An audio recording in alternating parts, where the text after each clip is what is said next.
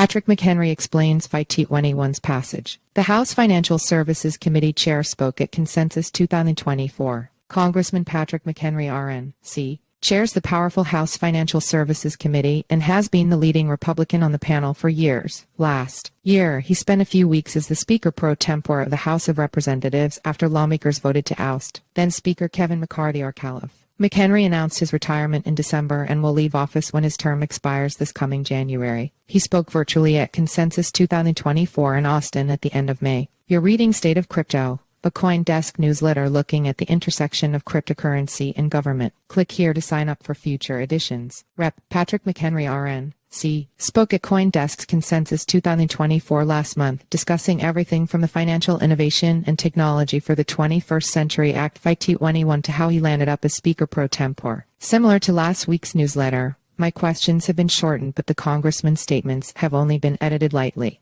The congressman has been a key figure in crypto circles, working on and advocating for legislation and advancing a bill through the House last month. I want to get started right away. Obviously, last week near the end of May, we saw the House vote overwhelmingly in favor of the FIT21 bill. How did we get here? 2/3 of the House voting for the bill is extraordinary when it's simple policy, and when it's innovative and new policy, it's even harder. But we got here because of valid policy. Number 1, real innovation and relationships. Now let me explain. We listened to all the critiques of the existing marketplace in crypto. We listened to the critique of policymakers that wanted to improve the marketplace on both parties, both sides of the House, both sides of the chamber, and we built our policy set around the conditions that people saw for themselves in trying to answer those questions. That's number 1, policy. Then we have real innovation, real builders doing real things using real technology. The real technology is getting there, but it has to be evidence to policymakers that there is real innovation, and we're now seeing it in a major way. Third, relationships, both with policymakers like me, with Congressman French Hill, Congressman Glenn Thompson, Congressman Dusty Johnson, as well as Democrats like Wiley Nickel in my native state of North Carolina, as well as Jim Himes, Brittany Patterson from Colorado, and Josh Gothamer, and a number of other Democrats that are deeply engaged on the policy set. So then outside relationships, you the innovators, the builders, the technologists decided that Washington was important. And you started developing relationships, real relationships with policymakers and explaining the real innovation and the policy to policymakers. That's what made the difference. And those relationships, but nice pressure on policymakers to perform. And we saw performance in a major way, which gives us a great opportunity to make a law this year. Gotcha. So,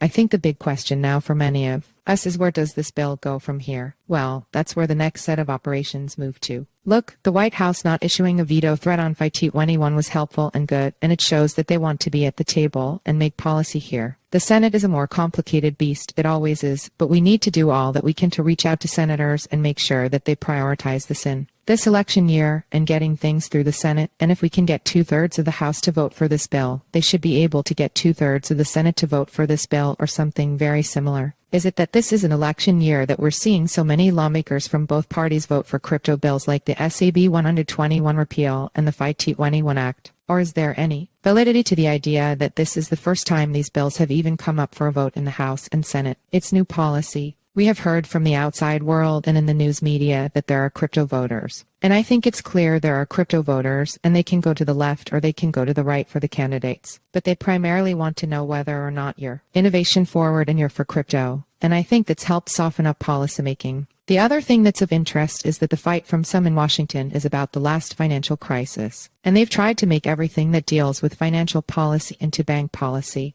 and especially too big to fail policy or post-financial crisis policy. Crypto is not. Crypto is not traditional finance. I don't think it's still constrained by the old politics of the last financial crisis. This is a whole new thing. It's innovation policy, and it's the next foundation of technology, the internet, and we want to be at the forefront of this, not behind the rest of the world. So I think that factor is big as well, that this is not financial, these aren't financial products per se. It's technology. We need to have a regulated means of using this technology, building this technology in the United States, and not falling behind Europe and the rest of the EU. We spoke a year ago about the possibilities of a crypto bill getting through Congress, I was hoping maybe you could just speak a little bit to what the challenges that you specifically encountered were and basically what happened. Well, we talked last in this format. I didn't think that I was going to end up being Speaker Pro Tem, that we'd have a Speaker of the House thrown out for only having legislative successes. I didn't think my party would be that stupid to do that. But that happened, and I ended up serving as Speaker Pro Tem for 23 days last October. That scrambled the legislative playbook, and I designed my agenda in committee around what I thought the legislative framework would be, what the legislative opportunity would be. A lot happened that was unforeseen when we last talked that put us behind, and actually put us behind in this policy, bringing crypto to the fore, bringing FIT21 to the floor by probably 5-6 months. But in those 5 or 6 months, relationships built, innovation occurred, and policy sharpened, and all that helped to build a bigger vote for FIT21 in the House. So some of those delays were political and the legislative calendar, but the advantage we got out of it is a bigger vote in the House, which will give us an opportunity, and we live to fight another day and get something out of the Senate. If we get something out of the Senate, I think we'll get something signed by this president. And if not this president, the next president. For a while, it seemed like stablecoin legislation might be the most likely candidate for becoming a law in the near future, and I'm just curious to know what your expectations are now, what work is going on. Well, look at this stage right now, we will have crypto law within the next year, and I can say that with certainty. If it doesn't happen now, between now and the election, I think that what we've passed out of the House will make its way into law, and in very similar form, under the next Congress. I really think that happened. Same thing for stablecoin legislation. I think we're so close on this, we just need a legislative calendar, so that we can get things across the finish line in the Senate, and that means we have to have the time allocated to do it. So I think at this stage of the game, crypto policy is inevitable, and crypto law is inevitable. And we will start catching up with Europe, Singapore, Hong Kong, and Japan, and having some market certainty and pro-innovation policy. So earlier today, we had Majority Whip Tom Emmer on the stage, and he suggested that the lame duck session might be a time or the opportunity for attaching something to a must-pass bill. Are you looking at any of the pieces of legislation that are likely to move in that time period as maybe did vehicle to have some crypto legislation make its way? Anything and everything, that's what I'm looking for. We basically have a consensus product out of the House of Representatives that gives us a fighting chance in every legislative product that makes its way to the president's desk. I think that's a huge thing that we've got to take advantage of and leverage it into law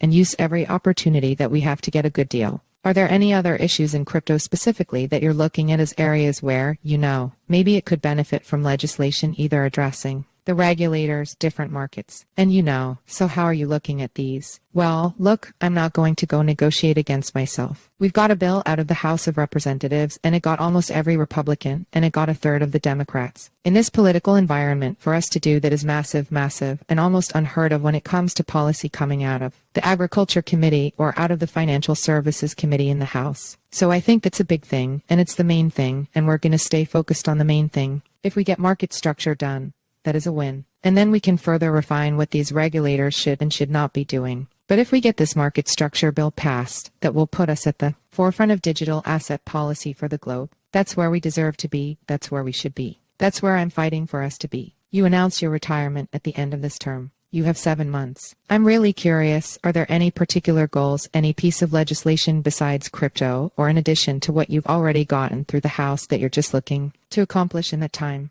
I've got my 3 major priorities for the Financial Services Committee, and that is the Market Structure Bill for digital assets, number 1. Number 2, data privacy for the financial services realm. We've got to make sure that we have the best technology protecting our financial data. And third and finally, capital formation, helping link up investors with new investment opportunities for small businesses to find new sources of capital and to make the system easier for folks to get their ideas connected with capital. And so those are my major priorities, the capital formation, data privacy, and digital assets. And I'll take any one of those signed into law this year. I know you have to jump, but I really appreciate your joining us. And good luck with the rest of your term. Well, thank you, Nick. And thank you all for your engagement without the crypto community, without the digital asset world, an activist. Without every tweet, without every phone call you've made, without every email, we would not have had this big vote in the House. So keep innovating, keep driving, keep creating, and that will help bring us victory and clarity under law.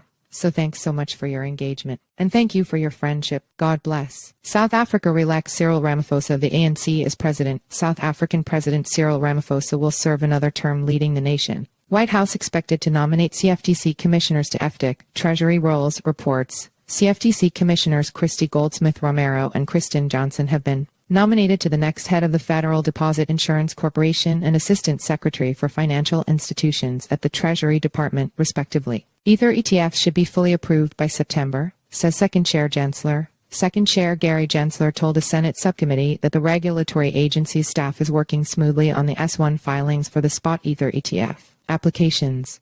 Nigeria drops tax charges against Binance executives. Nigeria's Federal Inland Revenue Service dropped tax charges against Binance officials Tigran Gambaryan and Nadeem Anjarwalla on the eve of a trial in the country on those charges. The two still face money laundering charges. Gambaryan continues to be detained in the country. This week seems quiet. Too quiet. Bloomberg dug into why the second seems to be facing so many lawsuits out of Texas. Ars Technica Adobe modified its terms of service to suggest that it could take user content to train its AI tools. This naturally sparked some backlash, and Adobe now says it'll be updating those terms. The New York Times facial recognition firm Clearview AI agreed to a settlement with a class action lawsuit wherein it gives affected persons some sort of stake in the company rather than money. A judge needs to approve the settlement. If you've got thoughts or questions on what I should discuss next week or any other feedback you'd like to share, feel free to email me at nick@coindesk.com or find me on Twitter at nickheilst. You can also join the group conversation on Telegram. See you all next week.